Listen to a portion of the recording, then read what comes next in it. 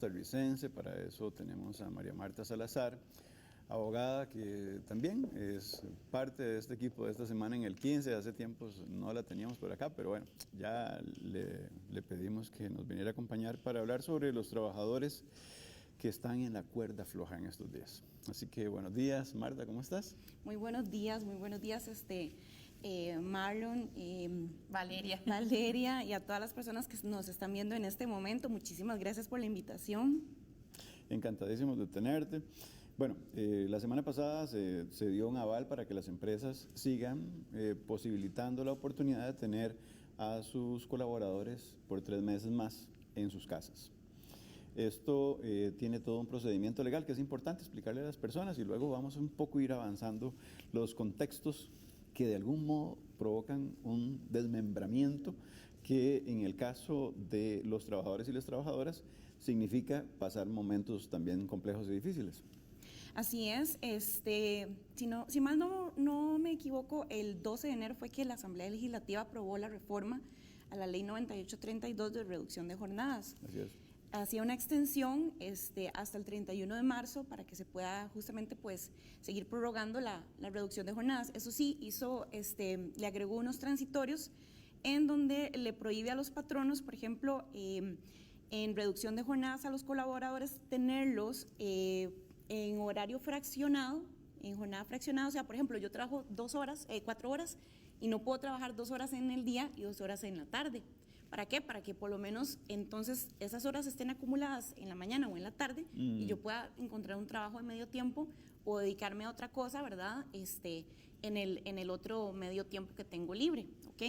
Ese es uno de los puntos. El otro también es que los patronos no pueden abusar de esta medida de manera ilegal, es decir, no podían incumplir la legislación nacional y tampoco se les permitía a los patronos que, por ejemplo, teniendo a un colaborador en reducción de jornadas, le estuvieran pagando horas extra. Sería ilógico, ¿verdad? Entonces, tendrían que reinstalarlo de manera a tiempo completo. Entonces, esas son los transitorios que se agregaron a esta reforma y justamente este martes se presentó una nueva iniciativa, ¿verdad?, que ya la convocó el Poder Ejecutivo en la Asamblea Legislativa, impulsada por la diputada María Inés Solís, para extender una nueva prórroga, pero eso sí, solamente para el sector turismo y para los comercios que se han visto afectados por la cantidad de aforo, ¿verdad? Entonces, los comercios, por ejemplo, que no pueden tener más de cierta cantidad de personas y que sea demostrable, entonces son las empresas, digamos, que podrían, si se aprueba esta nueva prórroga con estas condiciones, solicitarla si después de marzo, ¿verdad?, cuando se venza estas medidas. Muy buena explicación en detalle sobre lo que está pasando en el caso de las personas que van a entrar en esa suspensión por un periodo determinado, ¿vale? Estaríamos hablando entonces que con este proyecto justamente presentado por la diputada Solís, el expediente 22.405, solamente aplicaría para sector turismo y negocios que se hayan visto afectados por el aforo. ¿Qué pasa con todos los demás? Ya no hay ninguna extensión para un cuarto periodo. Todos los otros tipos de negocios, digamos. Exactamente, no habría ya un cuarto periodo, cosa que me parece que ya también era un momento, ¿verdad?, de revisar este tipo de medidas, puesto que ha habido pues muchas empresas que sí he de resaltar, ¿verdad?, que eran medidas indispensables que se tomaran. La suspensión de contratos y la reducción de jornadas eran medidas indispensables para proteger la continuidad de los negocios y así proteger el empleo justamente de los trabajadores y evitar que las empresas tuvieran quiebras masivas y evidentemente que se perdieran por completo los empleos, que eso es lo que hubiera pasado si no hubiéramos tomado a tiempo esas medidas, que sí lo reconozco que se tomaron a tiempo, que ha habido pues muchos problemas de camino, se han dado problemas de camino, pero eso ha pasado también en todos los países, ¿verdad? El Ministerio de Trabajo ha hecho su mayor esfuerzo, sin embargo todavía siguen solicitudes sin responder desde hace meses, ¿verdad?, esperando resoluciones, empresas. Marlon, yo creo que vos también, vos querías que hablara también de los abusos que se ha dado también por parte de las empresas. Tengo que reconocer primero que ha habido muchísimas empresas que más bien han aplicado estas medidas de manera bastante responsable, que incluso se han endeudado para no dejar de pagar los salarios porque los patronos ven como una segunda familia a sus trabajadores, a sus colaboradores. Empresas que han hecho grandes esfuerzos por perjudicar lo menos posible a los trabajadores y por ende a sus familias. Empresas que han dado reconocimientos y remuneraciones adicionales a trabajadores que han estado suspendidos sin recibir un solo colón, ¿verdad? Y sin tener la obligación de remunerarlos, le han dado estos beneficios salariales. Yo creo que ese concepto, digamos, de la empresa como un recurso humano que se gesta casi en la oportunidad de verlos como familia, debe existir un porcentaje muy alto de empresas que hacen eso. Y yo personalmente lo he identificado, digamos, a nivel comunitario. Lo que sí también he podido ver es que mucha gente tiene temor de poder decir las condiciones en las que las empresas les han tenido, y en momentos determinados, María Marta, esas denuncias nunca se hacen, no llegan al ministerio y han estado en una jornada casi de irregularidad durante ya casi un año. ¿Por qué? Porque esto se liga inmediatamente a que la persona pueda ser despedida. Entiendo que eso no puede estar categorizado todavía porque al no existir la denuncia no existe un control, pero son realidades que están ahí y puedo decirlo con toda autoridad, porque inclusive esta semana tuve una conversación con una persona que me comentaba esa realidad que estaba viviendo en su propia empresa, donde de las 8 horas trabajaba 5, donde el endeudamiento en el año se le hizo inmenso a nivel de vivienda porque paga un alquiler. En fin, esas son las realidades que viven muchos costarricenses, y la empresa trabaja full. Esa empresa no lo ve como familia, ¿verdad? Pero bueno, ese escenario es muy importante también mostrarlo, sobre todo nosotros que tratamos un poco de mostrar las diferentes voces, ¿vale? Hablemos un poco de, ese escenario que nos dice don Marlon. Ya tenemos un año de afectación sobre estos derechos laborales. Por ejemplo, algo muy puntual, el aguinaldo. ¿Qué otras cosas se pueden ver afectadas para los derechos laborales de estas personas trabajadoras que ya tienen un año con suspensión o con reducción? Bueno, el cómputo de vacaciones, evidentemente, también se ha visto, por ejemplo, perjudicado por el tema de los que están suspendidos. Los que siguen en reducción de jornada, pues sí siguen acumulando vacaciones, también, ¿verdad? Pero algo muy importante que sí quisiera destacar son ejemplos de cosas que he visto, que también pues había conversado con Marlon, y que he conversado también con otros colegas empresas que han abusado de las medidas cuando no han tenido que aplicarlas, ¿verdad? Empresas, por ejemplo, que reducen la jornada de un trabajador y le dicen, sí, pero necesito que me trabaje el tiempo completo. Eso no se puede hacer. Empresas, por ejemplo, que tienen a un trabajador suspendido y lo contratan a destajo o por obra determinada. Eso no se puede hacer. Empresas, por ejemplo, que lo que hablaba ayer con un colega, ¿verdad? De empresas que se les pone el ejemplo porque dicen, ay, bueno, es que el proveedor ya no me va a contratar para determinada evento o un proveedor. No me va a contratar para X servicios. Entonces, voy a dejar de necesitar a 5 trabajadores, suspendámoslos, aprovechemos. Y entonces se les dice hipotéticamente, ¿qué pasa si no existiera la pandemia? Saquemos de contexto la pandemia. ¿Usted qué hubiera hecho con esos trabajadores? Digo, bueno, a uno los despido, a otros me los dejo. María Marta, el país venía viviendo una situación económica. A ver, la pandemia solamente evidenció una razón en un momento histórico de desigualdad. Estoy totalmente de acuerdo. Es por ahí. Me gusta que, digamos, que es de una discusión que ustedes en su quehacer profesional lo han tenido y que pueden identificar casos. Y lo que estoy comentando, de repente si esa persona no hace la denuncia, no tenemos un proceso en el que esa persona pueda haber resarcido sus derechos, 1, y 2, uno entiende. Las personas tienen mucho miedo de perder su trabajo, sobre todo ahora que lo conversábamos con Danilo, la oportunidad de tenerlo sostenido durante los próximos años también significa una recuperación económica que hace mucho rato no la vemos. Vale. ¿Cómo hacen esas personas trabajadoras para efectivamente, como lo dice don Marlon, denunciar? ¿Cuál es el proceso? ¿En qué momento necesitan un abogado? ¿Tienen que ir al Ministerio de Trabajo? Porque efectivamente incluso pueden darse hasta amenazas, ¿verdad? Hay mucho miedo de perder su trabajo pese a las condiciones que están actualmente.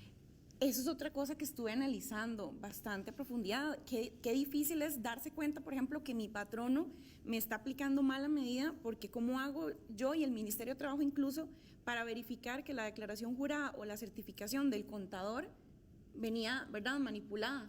o que en la declaración jurada hago yo una declaración ahí que sí se ajusta más o menos a la realidad, pero en realidad yo venía experimentando pérdidas desde hace años atrás. O sea, la pandemia no fue que me afectó directamente, ya yo venía afectado desde hace rato, Sí. que son casos que ya he visto. Entonces el trabajador al final les aprueban las medidas de suspensión o reducción, pero el trabajador no supo si fue tan apegado, ¿verdad?, a la realidad o no. El Ministerio de Trabajo tiene la potestad y ha hecho inspecciones a empresas que han recibido muchas denuncias. Son pocas las empresas que se rechazan, según las cifras que publica el Ministerio de Trabajo, son muy pocas.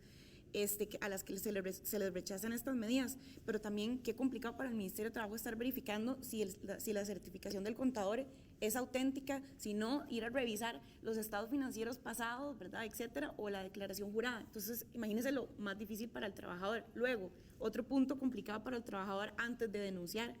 Qué difícil porque no tienen las estadísticas al día.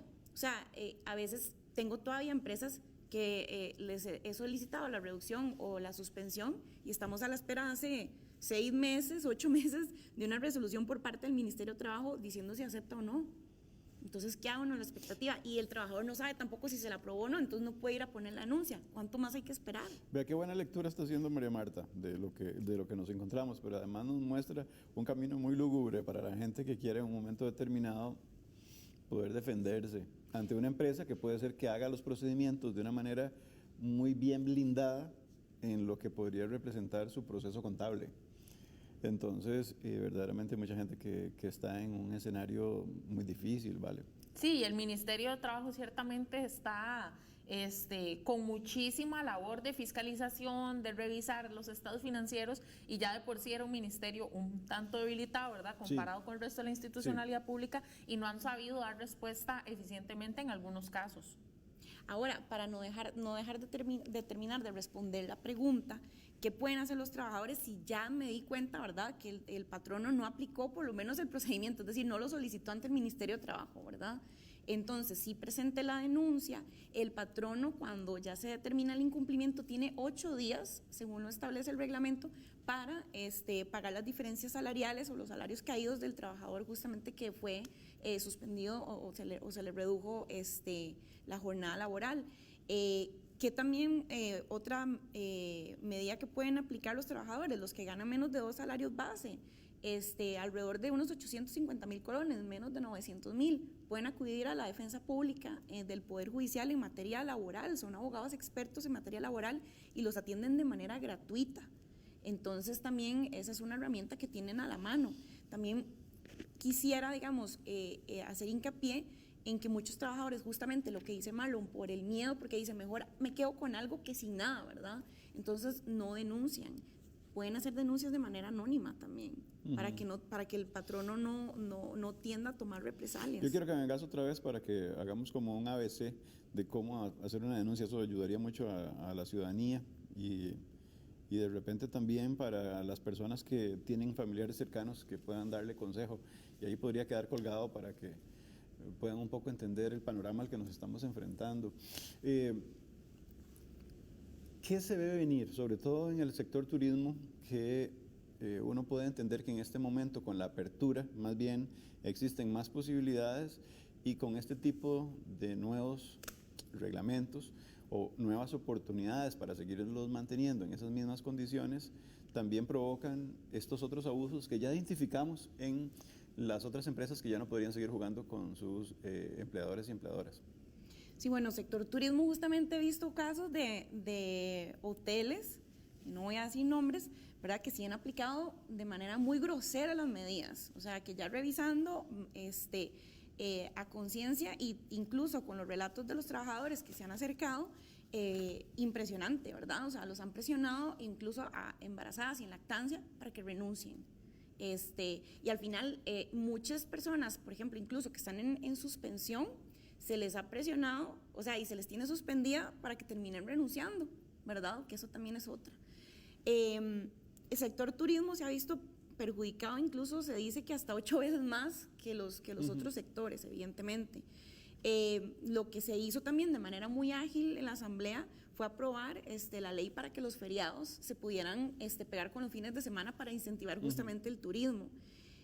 Bueno, esperemos a ver, ojalá que la economía se reponga pronto, vamos poco a poco. Sin embargo, siento todavía que las medidas que se han tomado para proteger a los trabajadores no han sido suficientes. O sea, este binomio de trabajador-patrono, ¿verdad?, se ha visto un poco perjudicado. Y también había muchas medidas que se podían tomar justamente para que los trabajadores y las personas en su totalidad no se vieran tan afectados. Recordemos que en las cifras del desempleo, la mayor cantidad de personas más perjudicadas han sido mujeres, ¿verdad? Casi que doblan a los hombres en el porcentaje del desempleo. Y se estima que el desempleo llegue a aumentar todavía más, igual que en los otros países. Me parece que te extrañábamos mucho en esta semana del 15 y es una muy buena oportunidad para seguir analizando todos los temas laborales en futuros programas. Así que muchas gracias por venir. No, y estar más con bien nosotros. muchísimas gracias a ustedes por la invitación, muchas gracias a las personas que nos han visto a lo largo de esta entrevista y con gusto puedo estar aquí de nuevo comentándoles acerca de lo que va pasando pues en el mercado laboral y las medidas también que se pueden tomar. Buenísimo. Estábamos con María Marta Salazar, ella es abogada laboralista y ahora pasamos a otro tema, que es un tema muy importante en el marco de lo que ha significado el empleo público